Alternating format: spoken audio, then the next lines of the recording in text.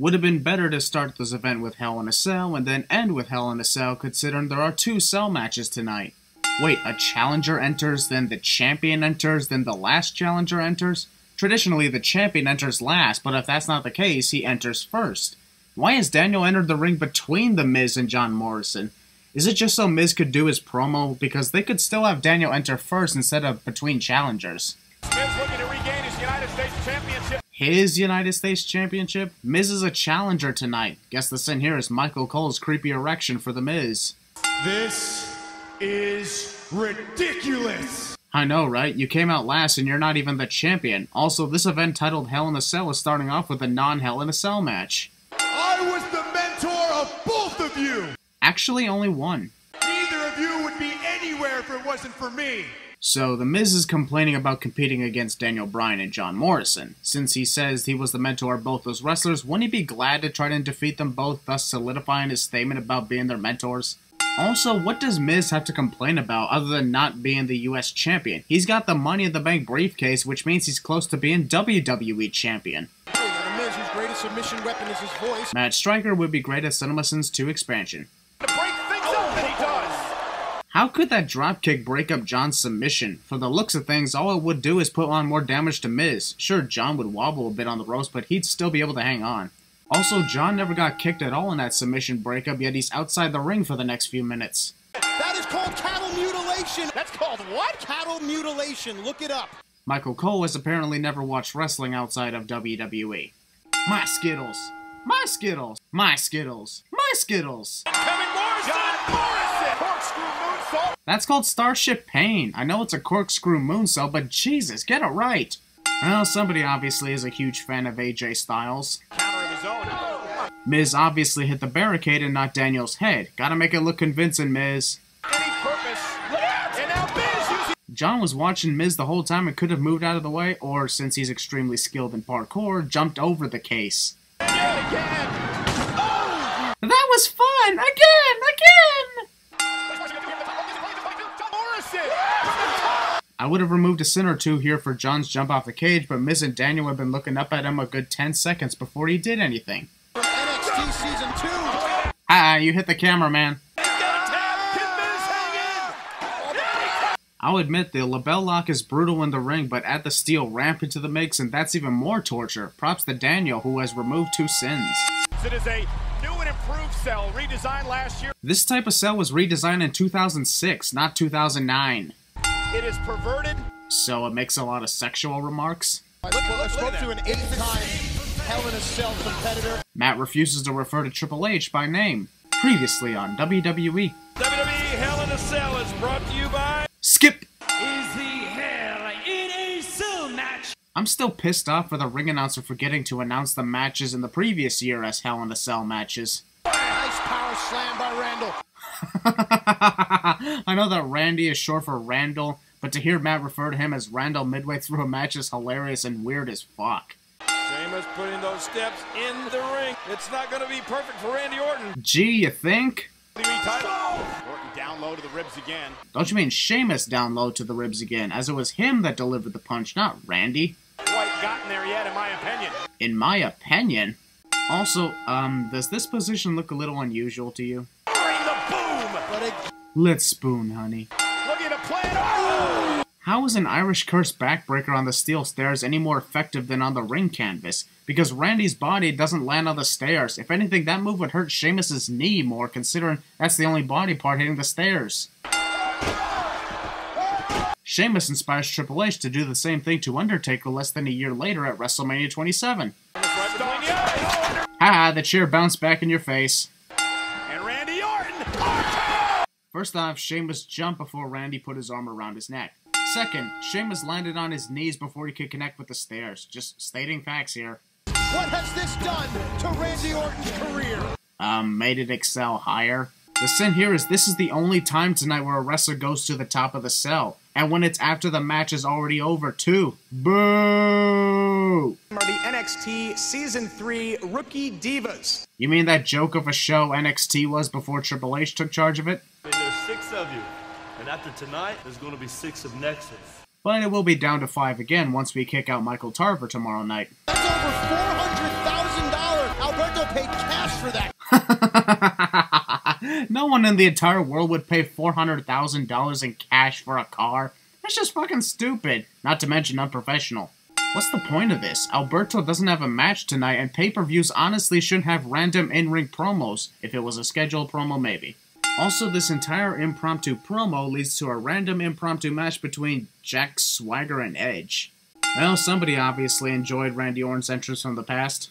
Tonight is my WWE pay-per-view debut. But not in-ring pay-per-view debut. Who's gonna be the next to face Alberto Del Rio? But you're not even dressed to compete tonight, so why are you asking for competition here? I can buy every one of you. Alberto thinks he can purchase the people of Texas and make them his slaves. You people think just because you're Americans, you're better than everybody. Alberto Del Rio has a point. I'm not out here to defend Texas. Because I'm Canadian. Because I'm in a fight against one thing: stupidity. I'm surprised that this fight didn't lead him straight to Vince McMahon, or the NXT of 2010. Also, that's almost an accurate description of the WWE Sins. Edge, wanna be the co-host? That scarf, it looks like a blanket. That is stupid. Wonder what Edge has to say about Chris Jericho's $750 scarf. Alberto Del Rio is the man who's gonna hurt you. Foreshadowing the end of Edge's career. The existence of this guy is stupid. That's racist. What's stupid is a Mexican and a Canadian arguing in a WWE ring. That's also racist. All American. It's just two Americans. What's up with the additions? Friday night on... The anonymous Raw general manager. And I quote, Edge. The GM wrote down Edge 3 times in that email. Why is this match existing, by the way? Is this just a callback to what Edge said in 2009 where he demanded to be on the pay-per-view when he's healthy, otherwise it's a crime? Or is this just because WWE creator decided to take the day off? He was on the sidelines yesterday in the OU Texas game. Who gives a shit? Remember, Jack Swagger's 6'6", 260 pounds. That's like the third time the commentators mentioned Jack's height and weight in this match. But he took out the Swagger soaring eagle. The Swagger soaring eagle was stupid anyway, and Edge was likely the originator of the WWE Sins before I made it become a reality, so he took care of that for us. Let's not forget, Edge suffered a severely torn Achilles tendon in the left ankle. That's also the third time Matt Striker mentioned Edge's Achilles tendon tear in this match as well. Let's not forget, Edge suffered a severely torn Achilles tendon. You made that point earlier. Jerry Lawler would be great at CinemaSins 2 expansion. Wait, did you know that Edge had a torn Achilles tendon? Will you shut the fuck up already? Edge is able to run no problem with no signs of an injured ankle after being in the ankle lock twice. Who the hell leaves microphones on the stairs? Look at that, sliding underneath. Hi, you knocked over the cameraman. Now look at Swagger. Up over the top. Jack was clearly kicked almost in the throat, yet he acts like Edge kicked him in the stomach. But it'll work, and we won't get disqualified. We never got to see what David's plan was.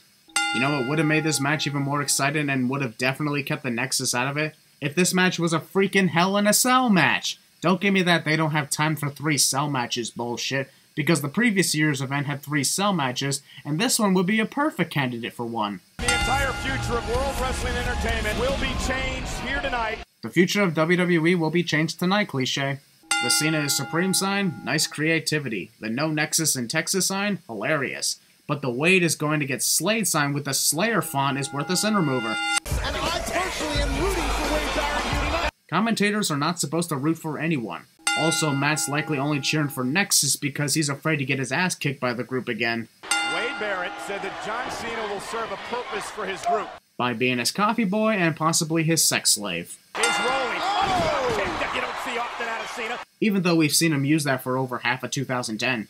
Couldn't the Nexus, like, slap Wade or something, or push him or hit him physically in any way? If that happened, then Wade would have won by disqualification. And there goes me sending someone for not doing outside interference when I usually send them for doing outside interference. Possibilities are endless here. But every time Barrett goes into a pinning predicament there, it's like my heart gets caught in my throat. Does the same thing happen every time The Miz gets pinned? Your job could be on the line out here tonight. How? The stipulations involve John Cena and the Nexus. How does this affect the commentary job since none of the Nexus are authorities? Was this all part of David's plan to do the traditional attack on John from this moment? And he even said that he knew they wouldn't get disqualified from this, even though they decided to attack John in full view of the referee's eyes. Last I checked, David was a lawyer, not a psychic. Why did the Big Show wait a good 6 minutes before deciding that maybe Nexus had a plan to attack John in this match? As much as I didn't like the Nexus at this time, I don't agree with the fact that it's 4 guys against like 20 other guys.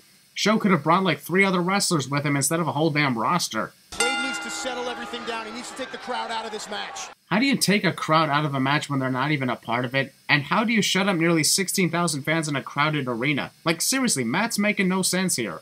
And the Let's Go Cena chants are coming from the kids and the girls. The Let's Go Barrett chants are coming from the guys. The crowd wasn't even chanting Let's Go Barrett. They were doing the Let's Go Cena, Cena sucks chant. The STF submission would be effective if John was actually applying the arms to Wade's face instead of applying the wrists against each other instead. Oh, come on now! Normally the WWE hates it when fans jump into the ring, but secretly they were inspired to pull off stunts like this, so they decided to use Michael McGillicuddy and Husky Harris to pose as fans and inspire future fans to jump in the ring. Oh man, what the heck like this? Darn it! Victory due to outside interference is always a sin. Come on, do we have a shirt? Can we put a shirt on him now? Sure, let's put a shirt on an unconscious wrestler. Michael Cole somehow didn't recognize Husky Harris when his face was shown. Josh Matthews casually walking through the lair of the freaking Undertaker like it's your average everyday room. He will never be the father of destruction's favorite son. At least for the next 40 minutes. The Unified WWE Divas Championship. The Divas Championship was a joke in the first place, but to now call it the Unified Divas Championship is just downright stupid. Basically, all that happened in that unification match at the previous pay-per-view was the Divas title continued while the women's title was retired. Strength in Italia. Well, that was very slow, plus Michelle never hit the turnbuckle. Who calls their girlfriend Pumpkin? Michael's only saying that because he secretly calls the Miz Pumpkin since he's stalking Miz. Oh, we're talking about fruits and vegetables? When you should actually be talking about what's going on in the ring. And it took her about 6 hours to have that hair taken care of. 6 hours? Bullshit. It takes Finn Balor less time to put on his body paint. Honestly, who throws a shoe? Matt Striker would be great at Cinema Sins 2 expansion. Also, this match was only 4 minutes long and it ends in a quick bullshit disqualification. Layla cops a feel on Michelle. I'm actually surprised that this is the first time that Kane and the Undertaker are wrestling.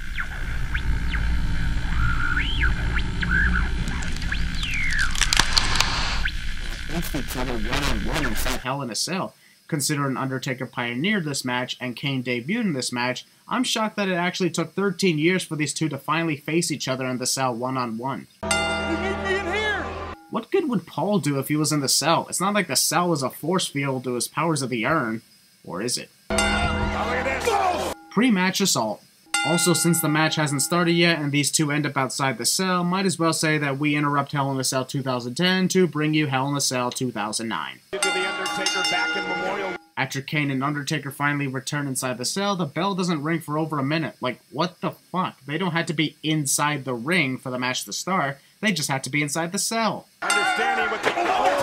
One thing you should never do with a chair is run toward your opponent with the chair covering your face, otherwise he will counter or you will make it obvious that he will counter. Couldn't tell from this angle, but it looked like Kane's head was nowhere near the stairs. Either way, I'd sin it. If it turns out Kane did indeed make it look convincing, then the sin is Undertaker was blocking the view. But let's humanize this for a moment. How do you humanize The Undertaker and Kane? Jerry Lawler would be great at Cinema Sins 2 expansion. Who the hell dropped that microphone from wherever the hell that came from? No leg, no choke slam, no tombstone. Forgot to mention the last ride. Kane kicked the front of Undertaker's leg, which would in reality cause Undertaker to actually fall forward rather than backward. We all fall down. With the two brothers doing the sit-up, I gotta take a sin off. I know the referee was counting Kane's shoulders, but from this view it looks more like he's counting Undertaker's ass.